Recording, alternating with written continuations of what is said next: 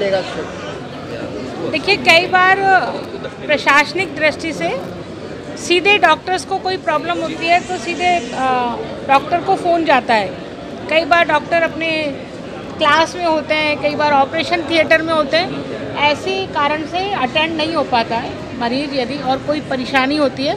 क्योंकि ये कहा जाता है यदि तत्काल को तुरंत मरीज़ को तत्काल रिसीव किया जाए और उसको सुविधा दे दी जाए तो उसकी बहुत हद तक जो बीमारी है, जो जान है, वो बच जाती है।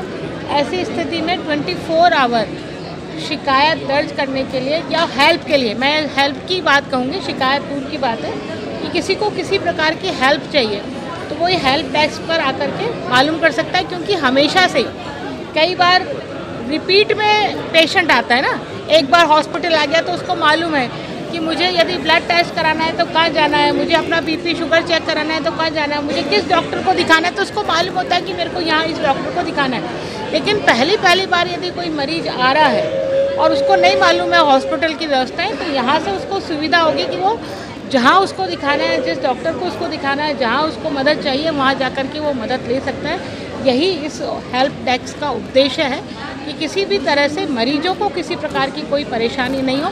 यदि कोई स्कीम में, मान लो कोई स्कीम है, उसको नहीं मदद नहीं मिल रही, उसको मालूम नहीं है पेशेंट को कि मेरे को किस स्कीम के तहत इलाज कराना है, तो वो स्कीम की जानकारी भी यहाँ मिल सकती है। तो इस तरह से हेल्प डेस्क का मतलब है कि पूरी तरह से मरीज को हम कैसे सहयोग कर सकें, कैसे उसका सहकार कर सकें। तो 24/7 चालू रहेगी या कोई टाइमिंग्स है?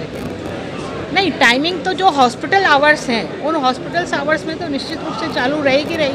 24 आवर ही इसको चालू करने का उद्देश्य है कि 24 आवर ही ये चालू रहे। रिपीट में मतलब 24 आवर राउंड द क्लॉक, मतलब जो अटेंडेंट है यहाँ पे वो यहाँ मौजूद रहे।